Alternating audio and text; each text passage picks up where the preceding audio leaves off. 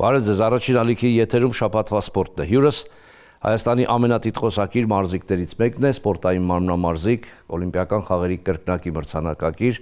աշխարհի չեմպիոն, Եվրոպայի եռակի չեմպիոն Արթուր Դավթյանը։ Բարև ձեզ։ Բարև ձեզ։ Փառահեղուղի, շատ ու շատ մեդալներ, տիտղոսներ եւ 33 տարեկան հասակում շարունակում ես մնալ որպես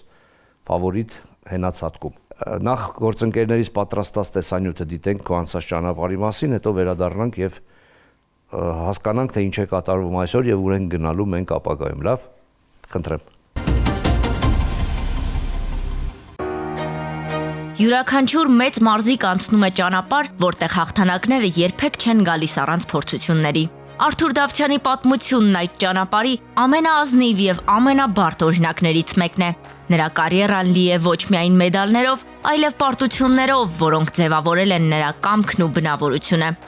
Դավթյանի օլիմպիական ուղին սկսվեց 2012 թվականին Լոնդոնում, որտեղ երիտասարդ մարմնամարզիկը չկարողացավ հասնել իր նպատակին։ Անհաջող էր նաև Ռիո դե Ժանեյրո 2016-ը, որտեղից Դավթյանը կրկին վերադարձավ առանց մեդալի։ Բայց հենց այդ պարտություններն էին, որ դարձան նրա մեծ վերելքների հիմքը։ Հայ մարզիկը չհանձնվեց, տարիներ շարունակ աշխատելով համառորեն, պայքարելով յուրաքանչյուր տասնորդականի համար։ Եվ այդ համառությունն իր արդյունքը տվեց 2021 թվականին Տոկիոյի օլիմպիական խաղերում։ Դավթյանը դարձավ անկախ Հայաստանի պատմության առաջին օլիմպիական մեդալակիրը սպորտային մարմնամարզությունում, հենացատկի եզրափակչում նվաճելով բրոնզ մեդալ, որը եկավ բառացիորեն 1000-րդականների պայքարում։ Մեդալ, որը փոխեց ոչ միայն նրա, այլև հայկական մարմնամարզության պատմությունը։ Այդ պահից սկսած Դավթյանը դարձավ ոչ թե պարզապես մրցակից, այլ համաշխարհային մակարդակի առաջատար։ Իսկ նախորդ տարի Փարիզում նա մեկ նպատակ ուներ՝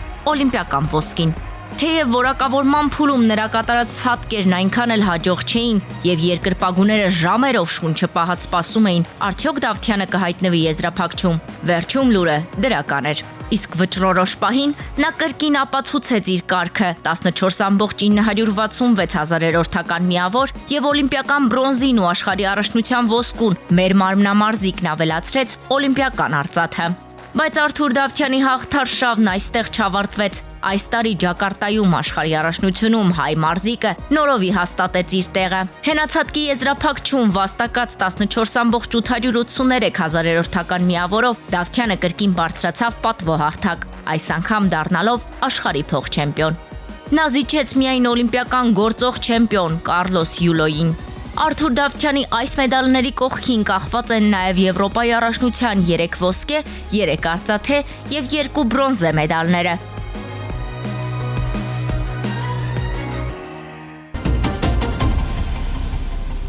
Մենք վերադառնում ենք տաղավար եւ սկսենք Տոկիոյի օլիմպիական խաղերից։ Ձևական Տոկիո 2020, բայց իրականում 2021 թվականին Ճապոնիայի մայրաքաղաքում կայացած օլիմպիական խաղերից։ Այն ժամանակ քո երրորդ տեղը դիտվեց որպես մեծ հաջողություն եւ ընդունվեց շատ մեծ խանդավառությամբ, որովհետեւ այդ ժամանակ դու ֆավորիտ չէիր դեռ։ Այդ ժամանակ դու ձգտում էիր դրան։ Նախ այդ տպավորությունները Տոկիոյից հետո շարունակենք։ Առաջին օլիմպիական խաղերն են, որ ես մեդալ նվաճեցի, իհարկե տպավորությունները անկրկնելի է։ Շատ ուրախ եմ, որ կարողացա Տոկիո օլիմպիական խաղերի մեդալ նվաճեմ։ Եթե Տոկիո օլիմպիական խաղերը լինեին 20 թվին, ես երևի չկարանայի մասնակցել, որտեղ ես ծնկի վնասվածք ունեի, լուրջ ուչեր անցնում։ Բայց լավ եղավ, որ ստացվում է չկա ճարիք առանց բարիք։ Տեղափոխվով մի տարի հետո եղավ օլիմպիական խաղերը, ես կարողացա ինչ-որ չափով բուժել, պատրաստվել ու մասնակցեցինք օլիմպիական խաղերին, փառք Աստծո կարողացա մեդալ նվաճեի։ Ճիշտ է, եզրափակչում մի փոքր սխալվեցի, ձեռքս սղաց, կարար ավելի բարձր կարգի մեդալ լիներ, բայց դե էլի փառք Աստծո կարողացա մեդալ նվաճեմ։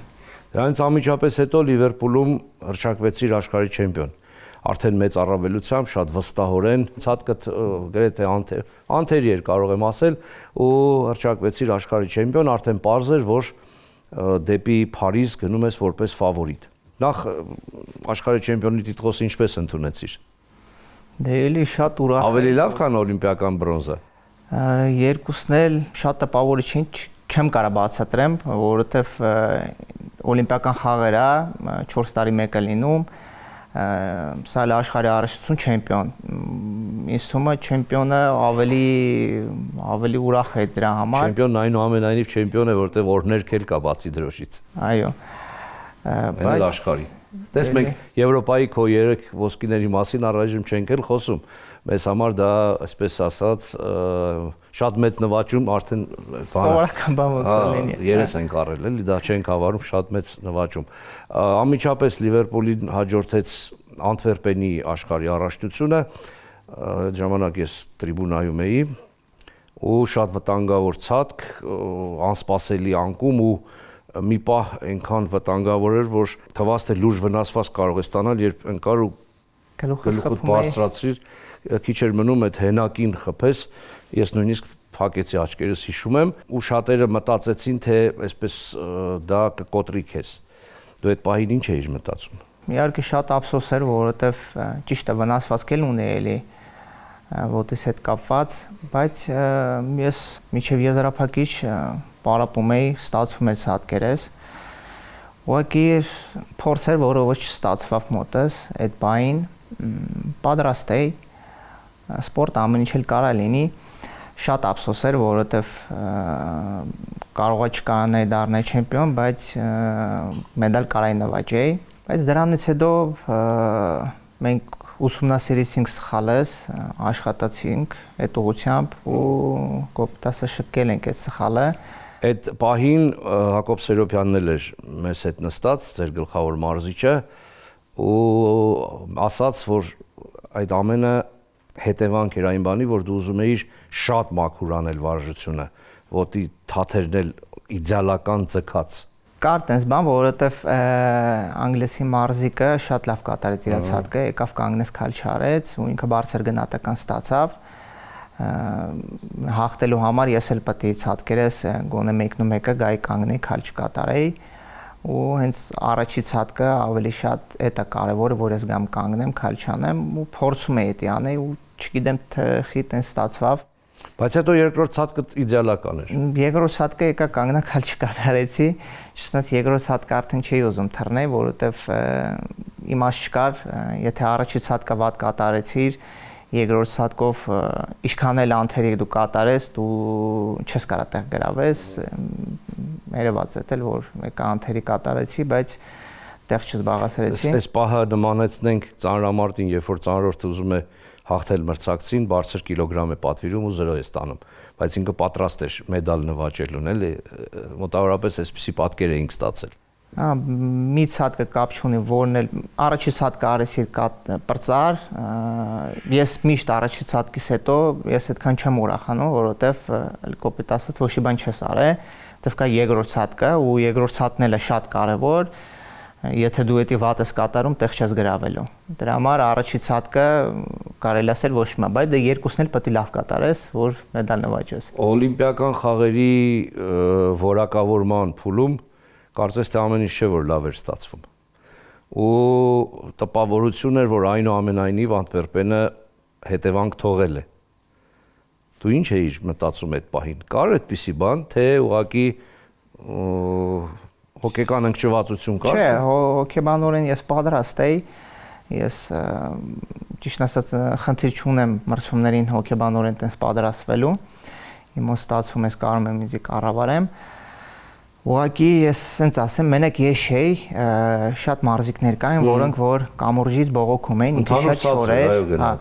ու շատ մարզիկներ հենց առաջ օրը վատ էին կատարել ու իրանց օր բարդ էր անում, թույլատրել էին իրանց վարժությունները, որ կարողանային կատարեին վարժությունը։ Երբ որ առաջի օրը մենք մասնակցեցինք, դե ժամանակ կար հələ էլի պարապելու, պարապեցինք, ոնց որ սովորեցինք այդ կամուրջին, արդեն եզրափակում ամը մեկս կարելի ասել իր ցածկերը կատարեց։ Կյանքում հազվադեպ է լինում, որ նայում ես արդյունքին ու չգիտես ուրախանալ թե տխրել։ Այդպես քո վերջին ցածկն էր, երբ որ ֆիլիպինցի մարզիկը անիմաստ բարձր էր ստացել առաջին ցածկով, երկրորդ ցածկը միանգամայն լի թերություններով ու նորից բավական բարձր գնահատական, ու դու ես ցածկել, բոլորս նայում ենք ցուցատախտակին երկրորդ տեղ։ Ու հիմա որ շատ երկար մտածեմ, չգիտեմ, ես ավելի շատ ուրախացա, թե տխրեցի։ Ուրախացա, որ այնուամենայնիվ արծաթե մեդալ է, բայց հասկանում էինք, որ կարող էր ոսկի լինել։ Ես էլի տխրեմ, բայց ուրախացել եմ, որ գոնե մեդալն եմ նվաճել ու Տոկիո օլիմպիական խաղերից հետո բարելավեցի արդյունքս, բայց ես համաձայն չէի այդ գնահատականի հետ Ֆիլիպինցու երկրորդ ցածկի ավելի շատ, որովհետև երկրորդ ցածկը ես օրինակ համատում եմ ուկրաինացի մարզիկի հետ, իրենք նույն վարժությունը կատարեցին, այդ երկրորդ ցածկը 3 հատ պտույտ են արել ու իրանց տարբերությունը 2/10 չեղավ, բայց ուկրաինացի մարզիկը մի 5/10 պետք է ավել ստանար, քան թե ֆիլիպինցին։ Չգիտեմ, թե դատավորները չտեսան, որ ինքը ոտքը ծալեց, բայց ես ներքևը նստած եմ, ես էդի տեսա։ Ես տեսա, որ ինքը չեկավ միջև վերջ պտույտը չկատարեց, չպրծավ, մեծ քայլ կատարեց ու շատ տենց էլի սխալներ կային, ու իրանց գնահատական դրեցին, որ պետք է զարմանալի էր, ճիշտ ասած իմ կարծիքով, եթե ճիշտ դատեինք, ինքը կարող մեդալ էլ չնվաճեր է, իմ կարծիքով, որ եթե ես դատեի, ինքը կարող մեդալ էլ չնվաճեր, բայց երբեմն մրցավարներին ապակողմնորոշում է մարզիկի նախնական գնահատականը, բարդության գնահատականը, վարժության։ Երբեմն որոշ մրցավարներ այդ խայծը ուտում են ու մտածում են, եթե ինքը բարդ է կատարում, ապա ինքը ավելի ուժեղ մարզիկ է։ Եվ նաև դա էր հավանաբար պատճառը, որ այս տարի Ջակարտայում նորից ինքը հաղթեց քեզ ու այս անգամ հաստատ ուղղակի բարդության հաշվին։ Թեպետ ավելի մաքուր կատարեց, քան Փարիզում, դա էլ պիտի։ Ավելի մաքուր կատարեց, ես ասում եմ, ես ինչ-որ չափով համաձայն եմ այս աշխարհի առաջնության գնահատականների հետ, որովհետև ինքը առաջի ցածկը շատ լավ կատարեց ու գնահատականը ինքը իմ կարծիքով նորմալ ստացավ, ինչ որ ինքը կատարել է, բայց օլիմպիական խաղերի հետ ես այդքան համաձայն չեմ։ Ես ճիշտ է իմ ցածկերը աշխարհի առաջնության երկուսն էլ շատ լավ կատարեցի, բայց իր առաջի ցածկի նախնական գնահատականը 4/10 ավելի բարձր էր, քան թե իմը, հենց դրա հաշվին էլ ինքը կարողացավ կրի։ Էլ ինչ պրոֆեսիոնալ մարզիկ այդքան տիտղոս նվաճած, որ վնասվածքներ չունենա։ Օլիմպիական խաղերից հետո շատերը խոսում էին քո վնասվածքների մասին, մի քիչ էլ տարիքիդ մասին, սովորաբար 32-ը վետերան է համարվում, բայց դու հաջորդ տարի 33-ում արդեն նորից Եվրոպայի չեմպիոն դարձար ու աշխարհի առաջնության արծաթե մեդալակիր, թեպետ ես ոսկե դուբլ էի սպասում։ Այս տարի մենք երկու մարզիկ ունենք այդպիսի, Մալխաս Ամոյանն ու Վարազդատ Լալայանը ոսկե դուբլ են արել եւ աշխարհի եւ Եվրոպայի չեմպիոն են հռչակվել, կարծում եմ, որ դու երրորդը կլինես։ Այնուամենայնիվ, դու ապացուցեցիր, որ դեռ համ վառոդարանում վառոդ կա, համ վնասվածքները սարսափելի չեն ու դա հոգեբանության շնորհիվ, չէ։ Ես պատրաստ եմ, ես ասում եմ, ինձ միշտ հարցնում են, օրինակ, մյուս օլիմպիական խաղերին դու մասնակցելու ես, թե չէ։ Իմ օրգանիզմը հələ որ ներում է, ես կարևորը վնասված չունենամ, լուրջ վնասվածք, որովհետև պրոֆեսիոնալ սպորտում առանց վնասվածքի չի լինում, միշտ լինում է ինչ-որ ցավացող տեղ, բայց մենք ոնց որ հարմարվում ենք դրան, եթե շատ լուրջ չի լինում, կարող ենք մասնակցենք, եթե լուրջ եղավ, չեմ կարող մասնակցեմ։ Մենք եթե նայենք օլիմպիական խաղերի դինամիկան, բրոնզ, արծաթ, ասած առաջ կաշխատեմ, ամեն ինչ կանեմ, կփորձեմ այդ օլիմպիական խաղերի նախ թվականից ձեռք բերեմ ու կպատրաստվեմ փորձեմ ոսկե մեդալ նվաճեմ, որովհետև բոլոր մեդալներից ունեմ, մենակ օլիմպիական խաղերի ոսկե մեդալը չունեմ։ Ամեն ինչ կանեմ, կփորձեմ։ Ես համար Լոս Անջելեսը կլինի 5-րդ օլիմպիական խաղերը։ Սա իսկապես պատկառելի ցուցանիշ է 20 տարի մնալ սպորտում ու ընդհանրապես չմնալ սպորտում, մեդալներ նվաճել, տիտղոսներ նվաճել։ Ինչն է ամենաբարդը եղել։ Սննդակարգը, մարզումների բարդությունը, հոգեբանական վիճակը, նյարդերի բարակելը, չգիտեմ, ինչն է ամենաբարդը եղել։ Ամեն ինչն էլ բարդ է լինում, իմ կարծիքով ամենաբարդը, որ դու վնասվածք ունես, ու այդ վնասվածքով պետք է մասնակցես, խոսքը գնում է լուրջ վնասվածքի մասին, ամենաշատը իմ կարծիքով է դա, որովհետև դուք էլ գիտեք, մեր պայմանները այդքան էլ լավ չեն, մենք ոնց որ հարմարվել ենք դրան, հոգեբանորեն միշտ էլ մրցումներին դու պատրաստվում ես, դժվար է, որովհետև նեն չի որ դու միշտ մրցումների մասնակցել ես, քո համար հոգեբանորեն հեշտ է, ես կասեի հիմա գնալով ավելի է դժվարանում, որովհետև ես տարիքով արդեն մեծ եմ ու sense մի հատ զգացողություն հիմա կա, որ կարող է արդեն վաղտս է, որ ես պետք է ոնց որ թարգեմ, բայց դու լավ նախադեպ ունես, Հարություն Մերդինյան կար։ Հա,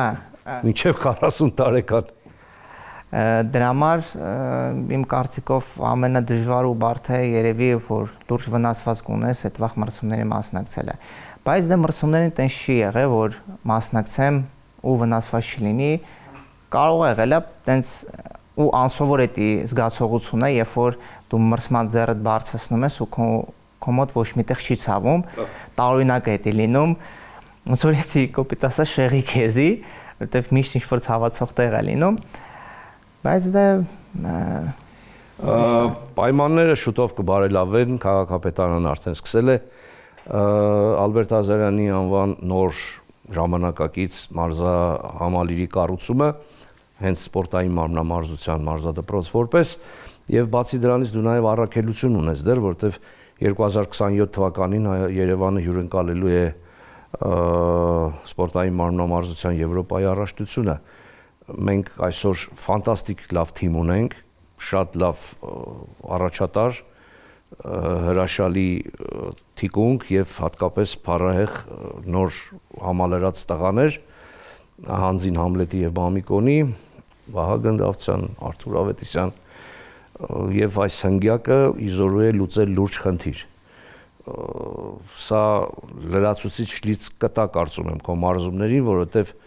այնուամենայնիվ սեփական հարկի տակ չեմպիոն դառնալը այլ զգացողություն է, երբ որ ամբողջ տրիբունաները քեզ են երկրպագում, բոլորը ցնծում են, դա հաստատ ուրիշ է լինելու։ Դու այդպիսի զգացողություն ապրած չես առայժմ։ Ես այդպես եմ կարծում։ Դա ավելի պատասխանատու կլինի, որովհետև դու քո տանն ես ու ճիշտ է, շատ մարդ է գալու նայելու։ Ու պետք է ամեն ինչ անենք, որ մենք լավ մասնակցենք, ճիշտ ասեցիք, մեզնից փոքր տարիքով տղաները շատ ուժեղ են, էդի Եվրոպայի առաջնությունից սուս տվեցին, հետո աշխարհի առաջնության ճիշտ է Համլետը եզրափակչում լավ չմասնակցեց, բայց Մամիկոնը իր վարժությունը շատ լավ կատարեց ու նույն գնահատականը ստացավ ինչ որ ոնց որ չինացի մարզիկը երկրորդ տեղը զբաղացրեց։ Մենք ուժեղ թիկունք ունենք ու իրանք հələ շատ երկար ժամանակ իմ կարծիքով շատ լուրջ արդյունքներ ցույց կտան ու ես էլ հələ որ պատրաստ եմ որ մենք կարողանանք 27 թվին թմով մասնակցենք ու ամեն ինչ կանեմ որ ես թմին էլ կարողանամ օգնեմ կարողանանք թմով օլիմպիական խաղերին մասնակցել։ Իսկ արդեն ծրագիր կա,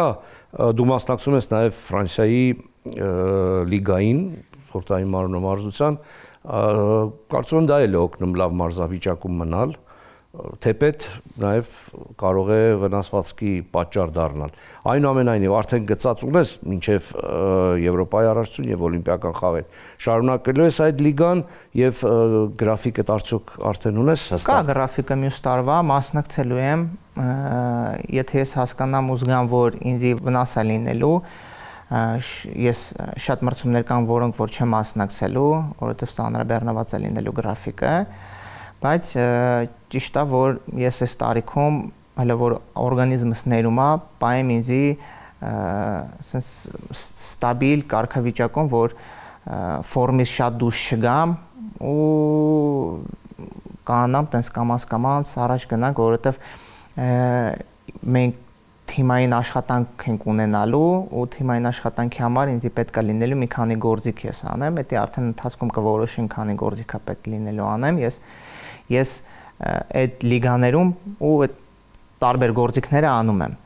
բայց Եվրոպայի առաջնության, աշխարհի առաջնությանը ես մի գործիքով եմ մենակ մասնակցում, հենացած, որտեվ իմաստ չկա, ես 6 գործիք անեմ,